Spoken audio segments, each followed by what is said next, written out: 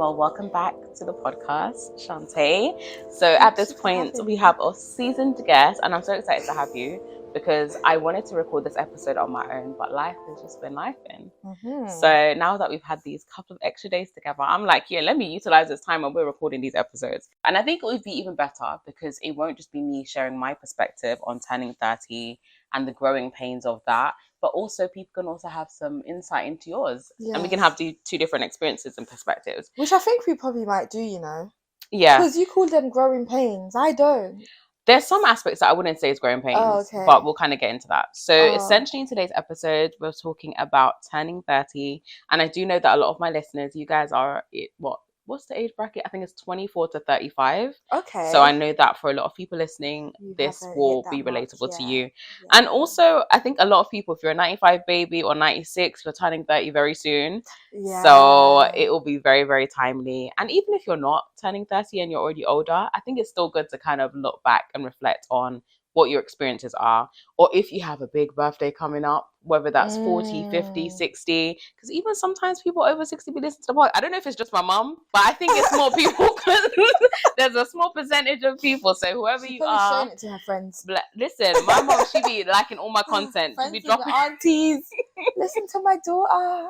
No. Exactly. I could never say she don't support. She's so cute whenever I see her comments. But to start us off though, I want to talk about this term that I found called 30 syndrome. So 30 syndrome, well, we all know a lot of people leading up to 30, there's a lot of anxiety surrounding it. Yeah. And I do think when you're growing up, well, for me anyway, when I was younger, if someone said they were 30, I would think, oh my gosh, that person's so old. Like when I was like early in my teens or even younger, like 30 seemed like so grown. So for me now, coming to my late 20s and approaching, it's like, oh wow, like, is this the age that I thought was just this big age that by then you have to do so many things? Yeah. And I think I never saw 30 as old because I have young parents. Maybe that's why. So I just never saw, I don't even see 50 as old either. Even for me though, when I was younger, my mum was in her 30s. I thought 30 was old. Yeah, I was thinking, 30. Yeah, I thought 30, that's old, but it really wasn't. No. So let me read you the definition of 30 syndrome. So 30 syndrome is a term used to describe the stress and anxiety that some people experience as they approach their 30s. And I do think that 30 syndrome affects women a lot more than men. Because speaking to a lot of men in my life that have turned 30, most of them it's like it's just another age. They're not that bothered, they're not that stressed about it. But I do think for women, it's a lot more different depending on the phase of life that you're in, what your goals were. And so many women, it's like, oh, by 30, I'll be married and have my kids. And then obviously if you've gotten to that age and you ain't got married and you ain't had the kids, then it's kind of like, oh, okay, things haven't mapped out how I thought. Yeah. So for you, Chante, well, you said that you never really saw 30 being an old age. Like, how did you feel leading up to 30? How did you feel about that? I felt excited. I've been waiting for this age for years. Okay. And I think I realized I was the only one. Like, I don't know, I was just so excited. Yeah, you were definitely on your own on that one, girl. But I don't know, I think for me it's because when I was turning 20, I was really excited because I literally saw it as like a new decade. And then I read this book called Defining Your 20s. Okay. Defining Your Decades of 20s or something like that. But it's to do with like decade. And then I guess when I was like, oh my gosh, 30's coming, amazing, a new decade. And I was just like, I need to prepare for this. But like in a good way. Yeah. Yeah. So I just feel like I was really excited. Like this is the age that like since I was maybe like 22, 23, 25, like, oh my gosh, yeah, it's coming. But it's more, I didn't feel anxiety. I just felt like, yes, it's coming. Yeah. Like, I remember actually when I'd ask you, like, how you feeling about it? You were excited, like, yeah. And I'm like, girl, you on your own. So I was like, yeah, man. Like, this is a new decade, I literally saw it as a fresh start. Yeah. Like, and it is a fresh like start. Something different. Like, I'm building from scratch. Like, yeah. Like, let's go. Now I'm like, I'm looking forward to 40, but I'm trying not to get ahead of myself. Yeah, let's slow down. Yeah. You're not even 31 yet. Like, I'm like, yeah, I've got 10 years, but I don't know. I couldn't relate. Even though I felt like a lot of people tried to put that on me. Yeah, they'll be like, oh, you're gonna be 30, you're not married yet, and I'm like, okay. oh, you're gonna be 30. When are you gonna have kids, man? Is that like family or like extended not even just friends? Family. Not even friends, bruh. Just people. Enemies. Who are these people? just acquaintances. Yeah, okay. Like just people that I'm just around or have been around or whatever. I wouldn't call them friends, but family, no, because luckily enough, I have. Well, I don't know if it's lucky enough, but I have aunties and cousins who are like, they're not in their 40s anymore. They're probably like past 40s, like 50s, who never even ended up like having kids or whatever. So like when I speak to them and just about like career and stuff, they're not pulling the string saying, oh yeah, I remember like kids and da da da. It's just, we just talk. Yeah. There's no pressure. I don't feel like I get any pressure from, obviously I have family members that are like, oh, they'll ask like, when do you think you'll be ready? They won't say, oh, they'll just ask like, when do you think you'll be ready? Maybe because I've given everyone the vibe like, don't even come ask me those questions. At least they're coming correct, because that's a much better way to ask that question than when you having kids. Like, you ain't time's ticking. You know, that's definitely people who ask me that they're just not that close to me. So they probably, which is the craziest part, because if I'm not, even people that are close to me, the way I'll phrase something will be, so I'll really be thinking about how I'm going to ask them. Let alone someone I'm not close to be asking them when you're having kids. It's just crazy to me. Yeah. Whereas my family members, all the family members that I have been around, and they'll just ask like, when do you think you'll be ready? Or but I also think a lot of people, which I recently discovered, like I have a friend whose wife thought that I was never interested in having kids. Like I think a lot of people assume that as well. Yeah, that makes sense. So they probably think, oh, you're just business focused, so she doesn't want, she's just a boss babe, that kind of. Yeah, so then they just leave me alone and don't ask me, because they just think, oh, she probably like not her concern. They're not the people that I'll have a conversation with about kids, so they wouldn't know. Yeah, me, I'm just here enjoying the age. I love that for you. But for me, I think it's really funny for me with the whole concept of turning 30. When I was younger, I was always so obsessed with age. Like Really? when I was, let's say 10, I was that person. I don't think anyone else was doing it. I was on my own in this part. I'd be so excited. Like I always loved my birthday, essentially growing up, because my mum would always make it special. When I was 10, you don't like Christmas over birthday? Nah, girl, birthday. Let me finish. We're not gonna start this debate. I'm talking about when I was younger, which changed. So basically, the reason what she's trying to insert herself is on my birthday dinner. There was a question on one of like these questions, how well do you know the birthday girl? Is, do I prefer Christmas or birthdays? Now I put Christmas as my answer, and everyone else literally put birthday. And this girl goes, oh, it's Christmas! And everyone's like, what? So let me explain the reason. The reason I put Christmas is because I enjoy the festivities, being with family. Like, I love playing games. So I enjoy like that moment where everyone actually gets together. And we play games on your birthday. Vibes. You get us together and we play games. That's only of late that I've done that. This year we played games. Last year we played games. I know, but the point is I don't always do that. It's only the last 2 years I've done that, which is why. And also the reason I said Christmas is birthdays, celebrating with people. I was talking about childhood. I enjoyed. With celebrating with people, it gets stressful. People let you down. They cancel. They don't pay the deposit. So this is why I said Christmas. Okay. Do you guys understand? I think you understand. So going back to my childhood. So when I was 10, I was so excited to be turning 11, because I was like, I researched and it said I'll be a preteen. So I was that person. I was that person. So I was excited. I was always in a rush to grow up as a child, because I wanted independence and I was really proud. I didn't want to ask my mum for money. I wanted my own money. So from a young age, for me, I wanted to be older. Well, I didn't want to be old, like in my head, 30. But I wanted to be independent, a teenager, so I can have my own money, that sort of thing. And so coming to my early 20s, I think there was more anxiety for me then, early 20s, that is, about turning 30 than it is for me my late 30s. Because again, growing up, there's a lot of things I'm like, oh, by 30 I'm gonna be a million. If I'm honest, guys, okay, let me do a confession. If I'm honest, the main goal that I wanted to achieve by 30 was I wanted to be a millionaire. Okay, when I was like a kid, like it was like, I want to be a millionaire. I just want to be a millionaire by 30. If I do nothing else, I won't be a millionaire. And of course, 30 came, but I was not a millionaire yet. Well, not in this realm. In the spiritual realm, I am a millionaire. It just hasn't materialized to the physical realm just yet. Exactly. But yeah, so for me, it's really funny. My early 20s, I feel like I'd put a lot of pressure on the age of 30. Like by 30, I need to do this, I need to do that. But I think a lot of things shifted for me in my mid to late 30s that changed my perspective on that. Okay. So, yeah. That's good.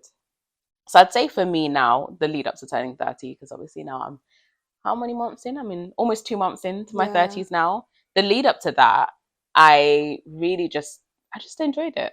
I think even before turning 29, I was like, do you know what? My last year of my 20s, I'm going to enjoy it. I'm not going to put too much pressure on myself. I need to achieve every goal in the world because that's me. Every year I'd be like, I need to achieve loads of things.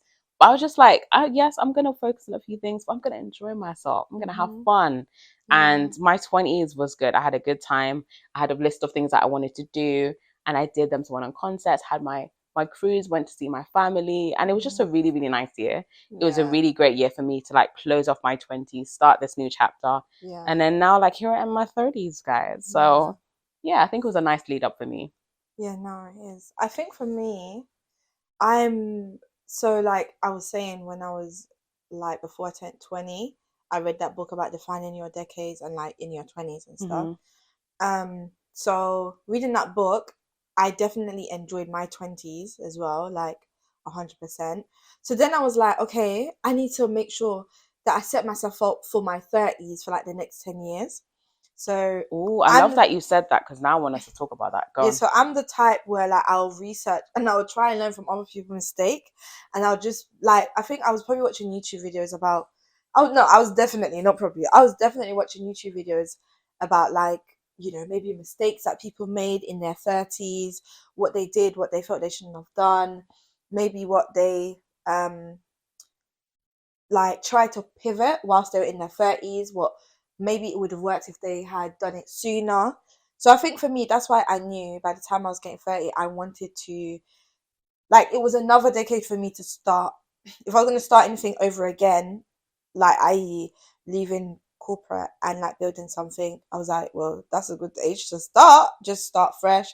I just feel like everything I do now, or before I turned 30, I was working on everything that I do is to build up, because essentially when I was 28 turning 29, I had realized that like my last 10 years I basically achieved my goals.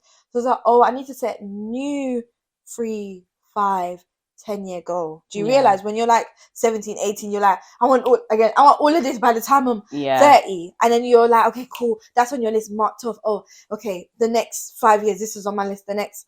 And like by the time you get to 28, 29, you're like, okay, well, I need whole new ones. And I'm going to be entering into a new decade. So I need to kind of work out what this means, what this would look like, what I want it to be like. And I was going to say something, but that train of thought exited. Yeah, I think I'll come back to you. I wanted to kind of segue a little bit from what you said of, is there anything you've done in your 20s which you feel have now set you up for your 30s to be a better decade for you? So it could be, I don't know, habits you've built, decisions you've made in your 20s, maybe things you've avoided. So it's what came to my mind, but I can't say that. Oh, girl, it's okay. Do you want me to go first? One of the big things I feel like is having my business. That's one. I feel like it's definitely helped me with the second business. I think maybe quickly learning about friendships as well. Expand on that. What do you mean? Like just actually paying attention to people and seeing like how they are in terms of like, I think one thing for me has always been like, who's gonna be the last standing, bro? Because when you're in your 20s, like the people that I was going out with, spending time with, they're not here, bro. Okay. They're not here. I'm not around them. Yeah. And I think also like I would always think about long term, like will these people still be around like in my 30s? Because in your 30s is when you're going to start actually having, well, for me, you're going to start having like family and all of these stuff. Because I knew even though I wanted to have kids young, I knew that was not going to be for me. So so it was kind of like, well, it's gonna have to be 30 whenever else, like, come on. So like kind of thinking long term, like by the time I'm this age, would it be good to have this type of person around my family, my kids? Got you. Yeah, So I just guess being mindful. Thinking a bit more forward thinking in your relationships and your friendships. Yeah, basically. I feel like I've moved away from my hometown many times, and I feel like it will. I can see how it will help me because I'm not attached to anywhere. Yeah. And I don't think I'll be anywhere near my hometown by the time I'm ready to settle. Mm-hmm. So I feel like that's benefited me, like moving away and not being scared of like leaving people behind, because I do see that my life will be like that. Yeah. So it will just be like, yeah, I'm not attached. Whereas some people are really attached, like to the point that if they needed to go somewhere else to better themselves, they probably wouldn't go because they're more attached to like, oh my gosh, will these friendships still last if I'm not around and stuff like that. So I think what you've just said is a great way to kind of talk a little bit more about friendship dynamics. So even for me, looking at the last few years of my 20s and now looking at the friendships I have now, I think for me, I'm definitely more intentional with my friendships now. I've always been like someone that's had a lot of friends, or like, well, let me rephrase that. My mom would always say, "You got so many friends." I'm like, no, they're not all my friends. yeah, I've always had lots of different friendship groups and people. As far as people that I would really consider a close friend, because I always rate my friendships. So I have people that I'd say these are my close friends. Some, they're not even friends anymore, they're sisters. There's people that they're just friends, like normal friends. Like we can get on, we can talk about life. We don't need to be fake with each other. We might not see each other all the time, but we're still friends. So anyone that I'll say is a friend is actually my friend, because I don't use that term loosely. But the point I'm making is, I think for me, when I was in my early 20s and my friendships, I've always been that person that I'm there for people. I think I just never had boundaries with my friendships. So it's like my expectations for people have always been low, because it's like I'm the kind of person, I don't want to expect anything and be disappointed. And also, I have a very good memory. So if you say to me, Chante, oh, I'm going to do this, I'm going to remember. And it's so annoying. I wish I was forgetful, because I'm going to remember that you told me, oh, yeah, I'm going to do this, I'm going to do that. About you, your memory is and it's so annoying. So it's like, for me, I always say to people, like, don't make false promises. The problem is I'm going to remember, and I don't want to. And then when you fail or you don't come through, I'm going to remember that you haven't done the thing that you said you were going to do. So I think your memory is spot on, boy. And it's really annoying.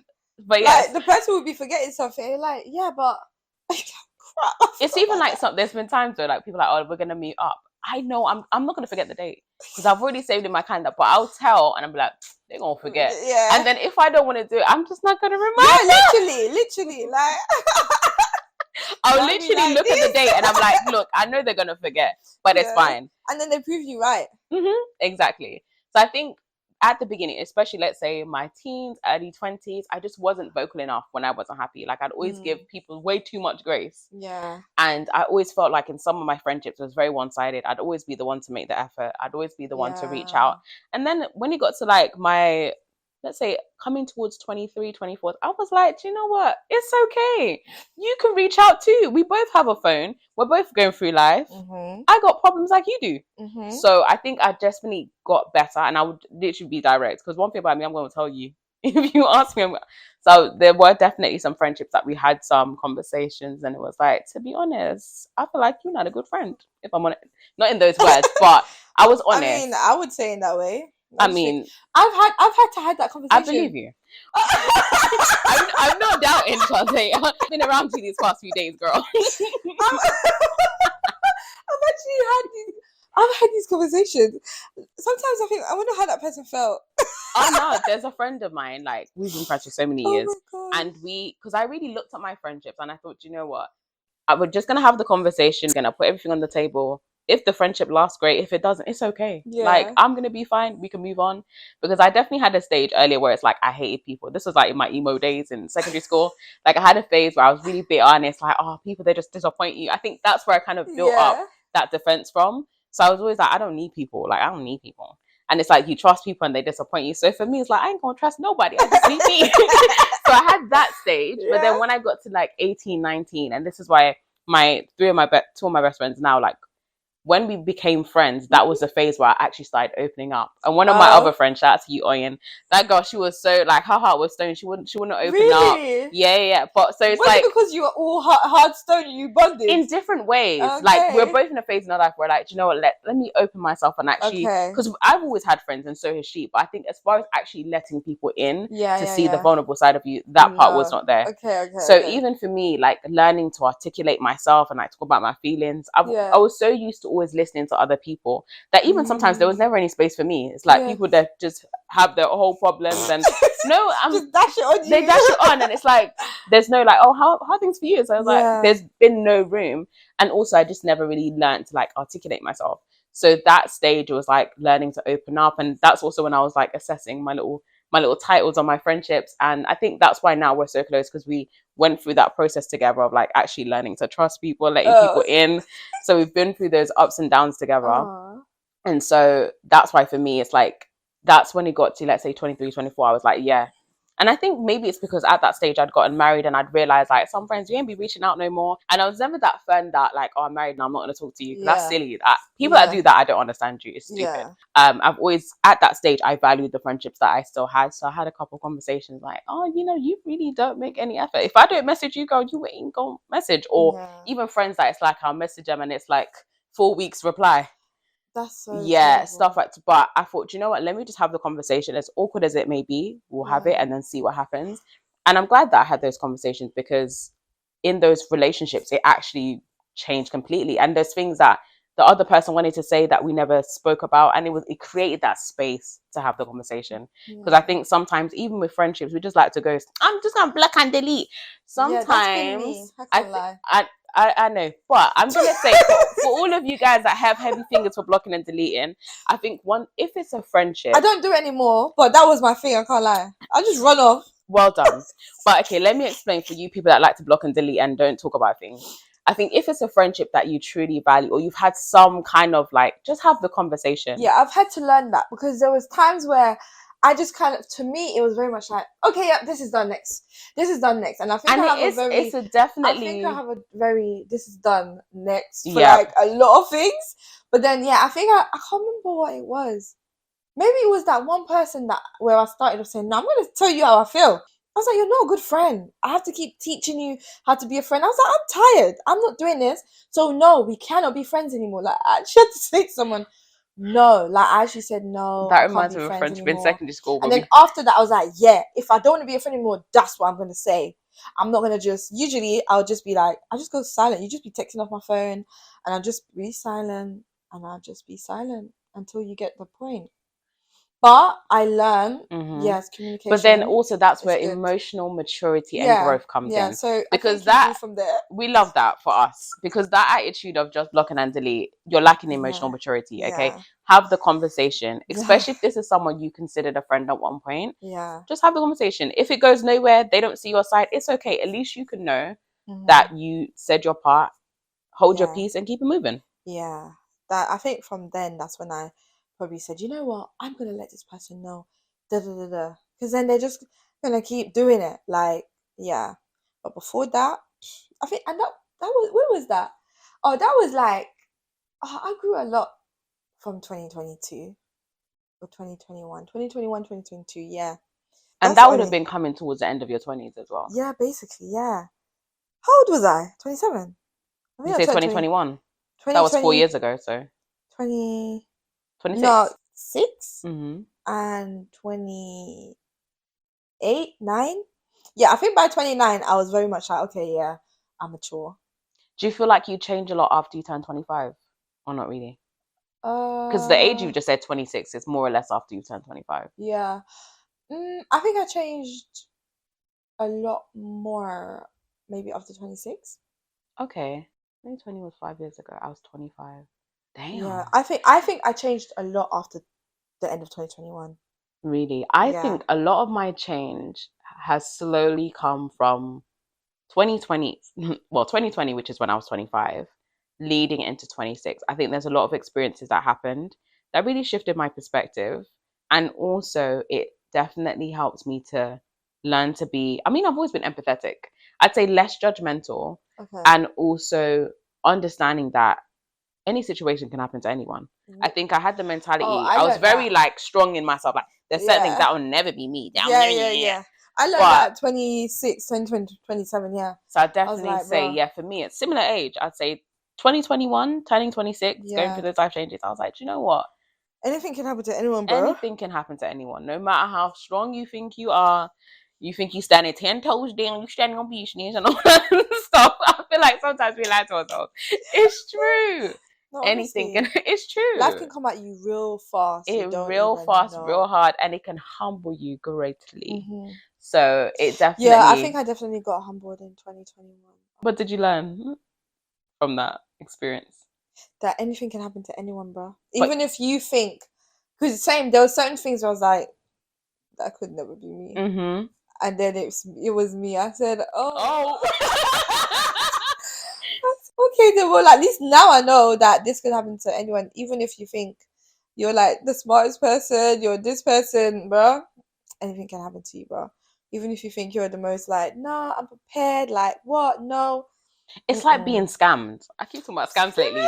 But when it's so it's talking about scams, a lot of the time people think, I can never be scammed. I'm too smart. I'll never fall for it. No, but there's so many different types of scams. You don't know at what point you might be vulnerable or what might catch you. Yeah, it's true. For some people, it might be a romance scam that will catch them. Yeah. For others, it might be an email one or some kind of phishing scam that catches. Like, there's so much. Sorry.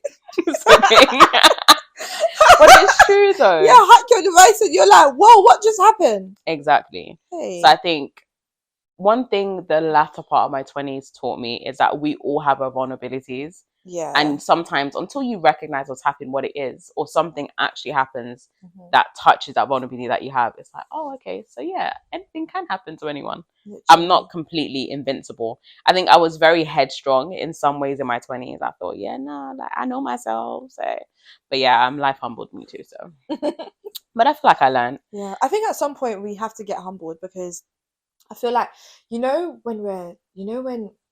I think it all starts when it's the preteen and you get to the teens, yeah, and then you're like up in your head, and then every year it's getting like your head's getting bigger and bigger because like you're getting older and older. You get to 18, you're going to uni or work or whatever. Yeah. And then like the 20s come and like, okay. And I feel like there is also this phase where we feel like we know better, like, or if you compare yourself to your parents, they're like, I would never make the mistakes that they made. Ooh. Like even with that, like so many times, I think that's another thing. What I want us to talk about actually, that I'm getting excited, is some of the key lessons we've learned in our 20s. And I want to start by saying my 20s has helped me to recognize that my parents were actually, one, they were doing their best that they could have done. And also like they were figuring things out the same way now I'm now 30. When I look back at certain ages, like my mom, she had my sister, I think 24, she had me at 30. And it's like, oh wow, like, well, I ain't even got no kids yet. But the point is, it's like, wow, like she was actually just figuring out, doing her best. And I think looking at the bigger picture of things, looking at their lives, the backgrounds, things they went through, things they never had access to, it's like, oh wow, like you was really doing your best. And I feel like I even psychoanalyzed my parents, like, oh yeah, they went through it. Yeah, I definitely experienced where, like, because I feel like in the beginning of my 20s, I probably had a lot of like, these people, like looking at them side eye. But then I definitely had a moment when I was like, right, I actually have to give them grace because like obviously, like I said, my kids, my parents.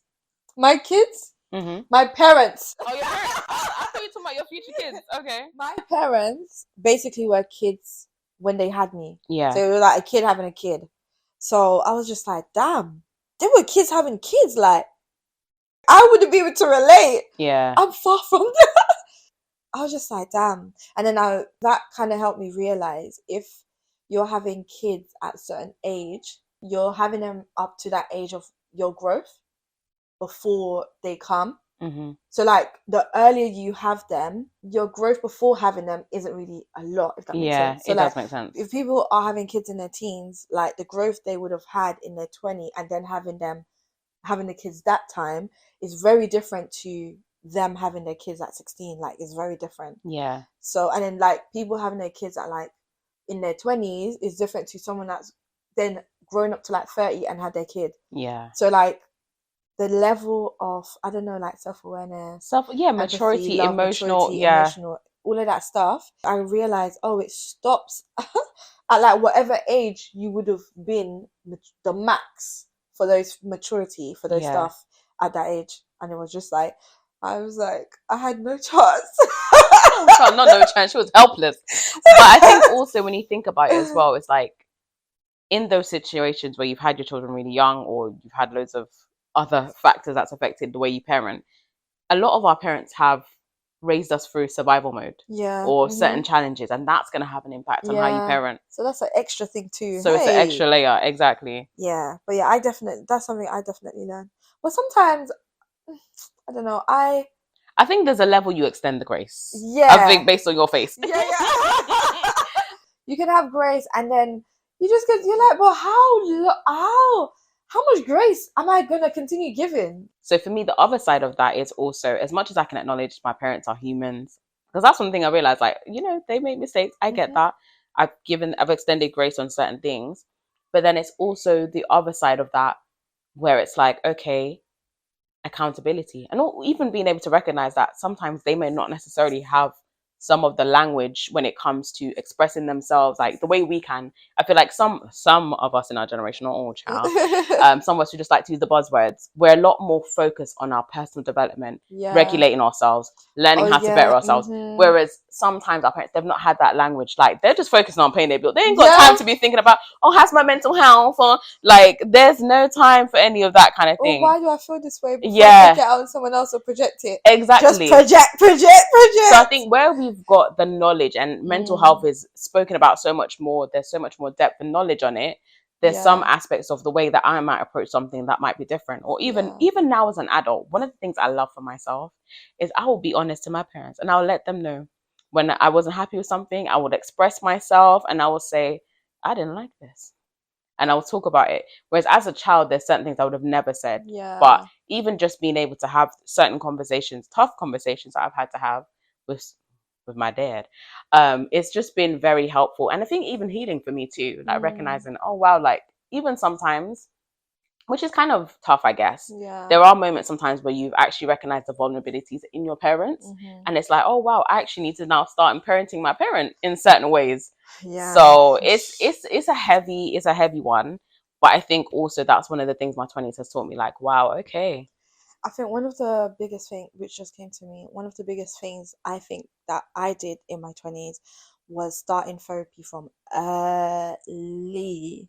I think that really helped me as well with my growth. Because I think I started therapy from 23. I was 23 when I started. I don't know anyone that started. I think nowadays people are starting younger. But back then, I didn't know anyone else that was going therapy. I think people probably thought, like, what's going with you that you have to start therapy now? Like, I started really early. I was like 23.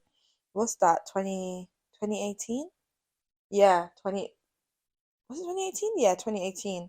I was either 23, 2024, 2017 to, And I kept doing therapy up until like 3 years. I did 3 years of therapy in my 20s. And I remember when one of my therapists was like to me, your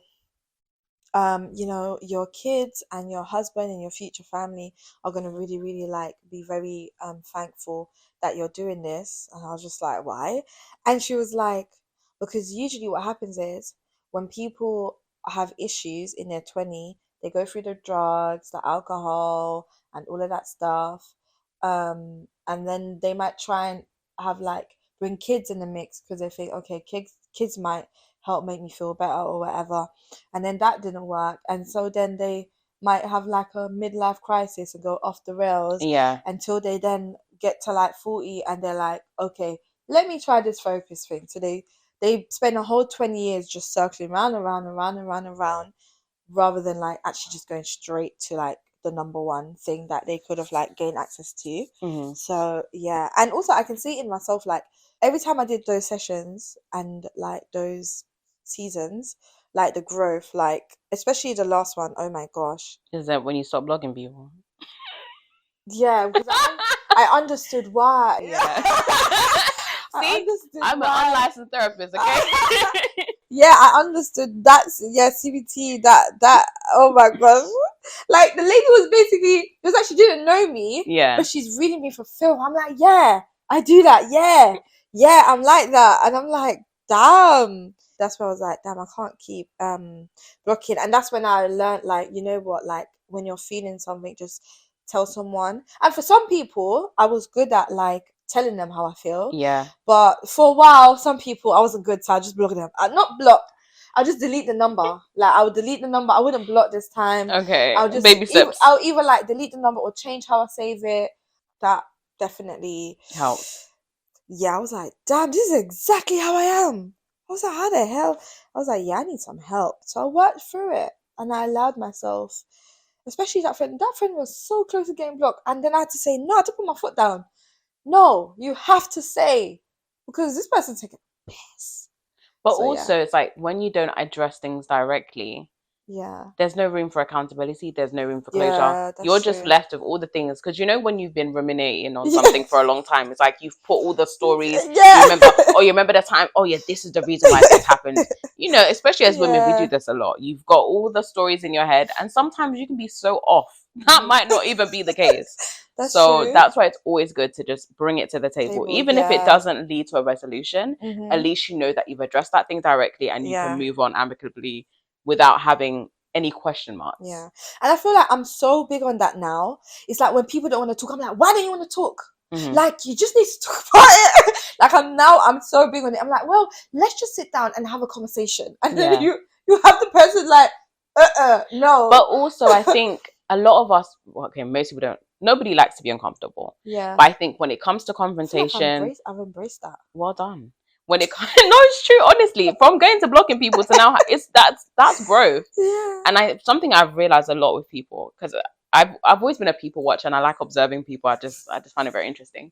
But a lot of people, I realize, they really avoid having difficult conversations. Yeah. So it's like they'll either try to pass it on for someone else to do, or they'll just completely avoid it. Yeah. And I think if you're that kind of person, you're always gonna have friction in your relationships from your end, because you're not actually articulating yourself, and you're just always sweeping things on the carpet, and there's only so far you're going to get. There's going to come a point you will either start resenting people, or the relationships will fizzle out, and you'll be thinking, why? It's because you've never actually addressed things. You've just kind of hidden it and not dealt with it. So as uncomfortable as it is, I think a part of growing up and approaching your relationships in a healthier way is allowing yourself to be uncomfortable. Have the difficult conversation. Because if you do that in your friendships, you're going to do it in your relationships. You're going to do it in the workplace. So you have to learn to start articulating yourself. Some people, they're not good at articulating themselves and how they feel. But also, it's something that comes from practice. Yeah, you have to practice. You've got to practice. You've got to put yourself in a position, although it's uncomfortable, but talk about it. It's true. Because after I did that one, I said, whenever I felt like, I know I should say something, but I really don't want to, I'll just push myself to say it till literally, I just got so used to it now. Like, every minute I want to, let's talk. Yeah. Yeah, you do have to push through. And then it just becomes like, I know how to tackle this. I'm going to have a chat. Exactly. So like anything, the more you do it, the more comfortable you become. Basically, yeah. Exactly. That's a good point. So just before we kind of wrap up a little bit, what are some key lessons, apart from the things we've already discussed, that you learned in your 30s? If you could sum it up in 1 or 2 points, key lessons you learned. Or do you want me to go first? I'll just probably say a big thing has been personal growth and feel the fear and do it anyway. Okay. Yeah, those two. I think for me, I would sum it up for myself. Again, I read a book when I was like 20 that said, feel the fear and do it anyway. So even like, I think that also helped me in certain things during my growth, where it's like I'm being given these tools and stuff, but I feel nervous. But then I'm like, well, I've still got to do it, even though I feel this way. Yeah. So yeah, I'll say personal growth, personal growth development, because I just feel like naturally I'm very big on that, and I have been big on that in my 20s in every area. So yeah, I guess that's how I wrap it up. Okay. What was the first one? Feel the fear and do it anyway. No, personal growth. Okay. As in the importance of it? Yeah. I feel like it's very important from the get-go. So personal growth and development, and feel the fear and do it anyway. Got you. Okay, those are good things. And also, I guess those are 2 things that really can set you up for your 30s. even with decisions that you've made. Because I'm sure people say to you all the time, like, oh, you're so bold, you're so brave, like you're doing this, blah, blah. They do, and again, actually. It's because you're acting on those things that you've said. So I love that. Yeah. What about you? Oh, I was waiting for you to ask me, girl. I was literally gonna say to you, I was waiting. Like, okay, so when are you gonna ask me? I just thought you were naturally gonna answer. So I'm looking at you because we're having a conversation. I'm looking at you like, what about you? Like, no, I was waiting for you to ask me. Okay, all right, fine. Go. So what are my key lessons? Okay, it's always hard to narrow it down, but to two things, I'm gonna say. Firstly, especially looking back at the latter part of my 30s, I'd say that 20s. Oh, child, look at me. I'm even aging myself. Yeah, of my 20s, I'd say a key lesson that I learned is that no investment is wasted. There are things like, I think coming into my 20s, I was very like, if I'm doing this now, I'm doing this forever. Firstly, I've learned that everything has a stage, a phase, a season. So even like the business I was doing in my early 20s, I saw myself doing that forever. I'm going to be Fortune 500, all these kind of things. But then it got to a stage where I was like, I've outgrown this. I don't want to do this anymore. And also my intentions of starting this business was, one, it was an opportunity. It was something for me to do. I saw I can make money from this. I had an interest in like organic and natural things at the time. So when it got to a stage when that never really aligned with me anymore, it's like, oh, I don't want to do this no more. It was an experience that taught me, like, okay, so not everything is forever, and that is okay. It's not a marriage, okay? It's all right. We can end it. And of course, depending on the situation, you can too. But the point I'm making is I learned that even though for me at the time, it's like, oh, wow, it's like an end. Everything that I learned in that business, the connections that I made, the things that I learned about like building a business, limited company, accounting, all these kind of things, now that I'm in the latter part of my early part of my 30s, and where I'm in business, it's like all of that investment of time, effort, money that I spent, even before I was thinking I really wasted money in my 20s, but I actually didn't. A lot of the money, well, some of it I did waste on like just going out and silly things, but some of it was also investing in my business as well. So that's definitely one thing. No investment is wasted, and there's something that I have learned or developed from all the things that I've challenged myself to do.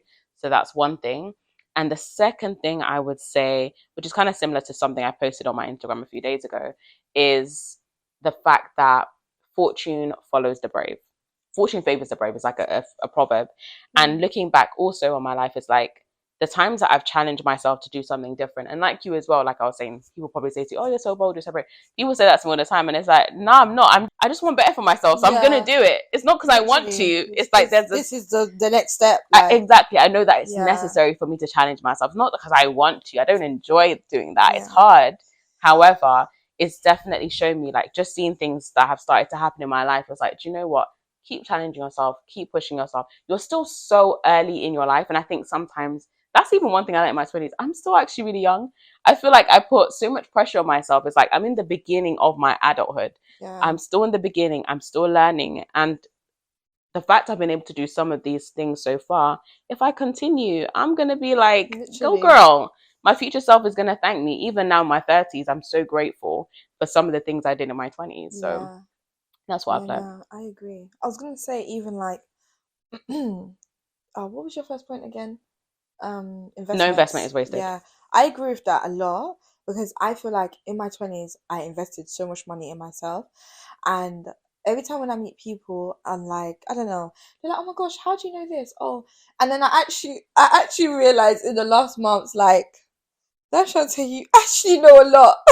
But that's because I was so big on like personal growth and development, and I wanted to know and understand how things are, because I just feel like at some point I'm going to need to know these things, and I don't want to be scrambling to know.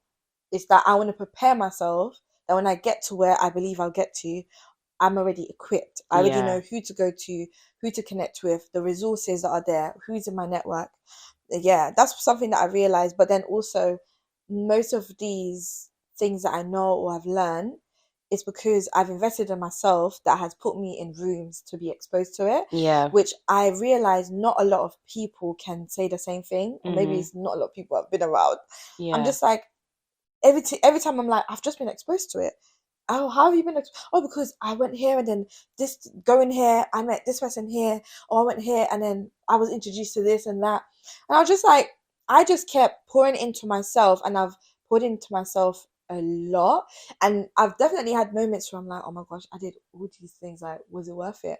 But then I look and I'm like, yeah, it is. Like, the time is going to come when it literally shows it was worth it. Exactly. And people sometimes remind me, like, yeah, it was definitely worth it. Just keep going, basically. So there's that. And then your second point, what did you say? Fortune favors the brave. Yeah, again with the people are saying, oh, you're so brave to do this or that. Yeah, because I know if I don't do it, then I'm just gonna stay where I am. I remember when I wasn't working corporate from 2020 to 2021, but then I went back, and it's like, should I have went back or should I have not went back? Who knows, right? Yeah. But one thing that's always been consistent since then is when obviously everyone was like, okay, you're basically like not working your 9 to 5 anymore, and you're doing your business full time. There were some people who were like, all my friends, and they were like, yeah, it took you so long. Like, what were you doing in corporate? I was like, working? And they're like, yeah, I just always saw you as someone that just did your own thing. So someone was like to me, I don't know, I just thought you went to corporate for fun or something. And I was just like, what? They were like, yeah, like, I believe you can earn your own money, like, on your own terms and everything. So they were always thinking, oh, how come Chante's still in corporate? Like, what's she doing there? Like, why? Like, a lot of people's like, they were always asking, like to themselves, not directly to me, but always thinking, why is she in corporate still? Like, wouldn't she, like, she can do this? Why is she just, like, I guess they were rooting, like, they were believing in me before I believed in myself. They were like, yeah, I just believe you could. And like, some of my friends would be like, yeah, I just feel like you doing your own thing would be so much better for you, you know. And maybe because they've also seen that, like, the corporate's just been a bit of a space for me. But again, I do believe it was not necessarily the right time, but right, I feel like it's the right time now. Now, yeah, I got you. Yeah, but yeah, I just feel like it was something that needed to be done. And even now, I really struggle to see myself go. Even if I think about going back, it's like I don't know, it's so hard to explain it. I have something that's just like no. And I'm just like, okay, I'll just push through this way, which I think for me, like, it is hard. Like, it's yeah, boy, it is hard, but you know, we're just gonna keep going. Gotta keep pushing. Yeah.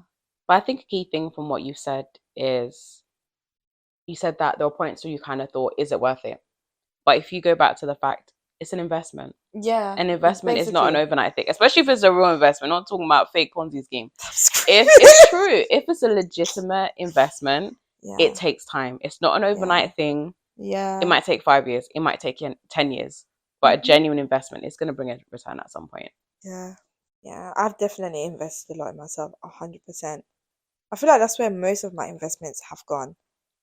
Like, I'll buy a course, I'll pay to be in a room, I'll do this, go there. And it's not just for bands. It's literally like knowledge. I was that person that would message people on LinkedIn when I was in my teenage years. Can I come to... What, coffee? Yeah, that was me. I was that person. I believe you. I can imagine it all. From young, I was actually that person. I can't remember where I came across, and I said, I've been like this from time. Like, no one can play with me. I've been like this from time, bro.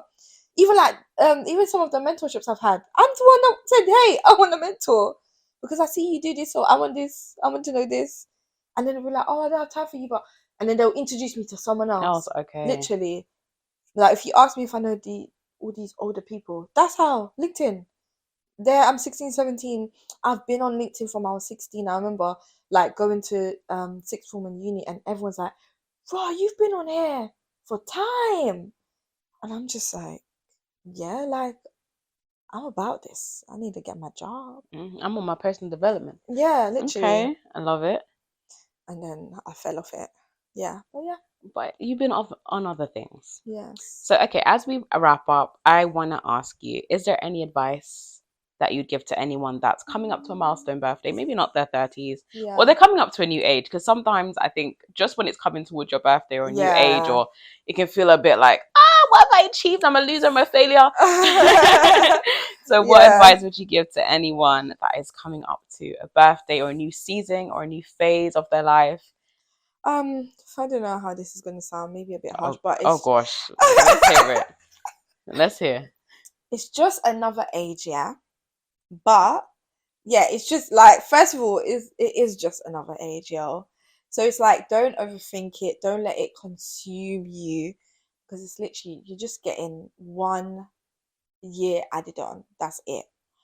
But I guess my other advice would be reflect. Reflection is good. And I tend to like reflect the last 3 to 5 years. I feel like some people might feel anxious because they do like a big reflection. But if you do a smaller one, you'll basically see your habits and your steps and all the little efforts that you made. It all adds up. I would say just reflect in like small increments, not like big. So like if you're turning like 25, don't be thinking, oh my gosh, I'm 25 and I'm close to 30. Just think more like, okay, I'm 25, but what have I achieved? How have I grown since I was 18, 20? And then from there, and then you'll see your growth, and then it's like, okay, cool, let me look forward to see how I can grow in another 2 years and another 3 years, because all those little growth will add up to when you then get to 30 or like 35 or 40. But that's how I would approach it, so you don't feel overwhelmed or panicky. And yeah, and just block people out that's not giving you good advice. Like anyone that's giving you typical advice around age and stuff like that is very I don't know how do you call it? Cynical, or like pressure from society. I'll just block it out. Or the ones asking you when you're having babies. Yeah, and stuff. All these things, like when you're getting married. Imagine asking a 25-year-old or a 22-year-old or a 20-year-old, oh, when you getting married. Yeah, sure. Like, come on, just let people live and watch them. So I guess that's my advice. Like, let people know when to stop asking you questions you don't want to be asked. Don't let other people put society pressure onto you. Yeah. Because it's like, and attach things to age, and just like do your own reflection in small increments, and don't like panic and like create anxiety for yourself or allow anyone else to create anxiety for yourself. I love that. But how about you? Do you have any advice for the people then? I think the only thing I'd add on is actually recognize the beauty in life. I think sometimes there's so much pressure with like, I need to achieve this. You could be dead. Like, I know that sounds harsh, but honestly, like the fact you're still alive, you've got health, you can move, even if you're a bit limited, the knees hurting. Yeah. You know how many times I've appreciated having shelter? Like, do you see how happy I was with my new fridge? I've literally been struggling for all of Feb, the fridge not working. No, that was hilarious. I think you sent me like 2 or 3 voices. I was like, so happy. I actually have a working fridge now. So the point is, like, don't allow the pressures of all your ambition to kind of stop you. Yeah. But think about the fact that, do you know what? I'm still alive. And I think just seeing every year as another percentage that you can increase. You might not change your whole life in 1 year. It's very unrealistic. And most people do not. They're lying, okay? Yeah. But see it as, okay, if I can make my life 2% better this year, or I can improve myself by 10%, 5%, all of that is going to add up over time. It's going to compound. But again, if you're not investing in yourself, baby, don't expect any growth, because it ain't going to happen. So I think that's what I'd say. And honestly, just try to enjoy the process. I know it's very stereotypical and it's hard. Yes. But remember, like, this is your one life. So enjoy it as much as you can. And yeah, make time for the things that are important to you. Don't worry too much about what people think, because either way, they're still going to think something. So that's what I would say. But yeah, thank you so much for joining me again. Look at you. Episode 2, might as well be a co-host now, girl. Maybe soon, maybe soon. We'll see. Who knows what the future holds, girl. But thanks for having me. Thank you. Lovely. I really enjoyed it. I hope you all enjoy my voice. I'm going to ask them. If they say no in the poll, then I'll let you know. Then I can't come back, guys. Nah, I'll still have you back. But yeah, thank you so much. I'll put all your links in the details so people know how to connect with you. But either way, how can people connect with you? Oh, okay. You can connect with me on YouTube, LinkedIn, Instagram. Okay, don't worry. TikTok, you got too many platforms. Threads. Okay, basically just search Chante Bennett and everything will come up. And I'll put it in the link, because that will be easier. Because you know people are lazy. Yeah, and my website, literally just type in CHANTE BENNETT. I remember when I was, but you know when you go somewhere and then they say, oh, what's your name? And you say your name. But me, I'm the type of person, I just start spelling out my name. Oh gosh, and the lady was like, I know how to spell it. I mean, I was like, you could have put an S. Yeah, you could have put an S instead of a C. So you don't actually know. And you could have put an A at the end instead of just an E, and you could have just left one T instead of two. I was just looking at her like, it's not that straightforward. Yes, yeah. Okay. But yeah, thank you so much. No worries. I hope you guys enjoy the rest of your week, and I'll be back with you in the next episode. Bye. Bye. Why are our episodes so long? This one is also 58 minutes, girl.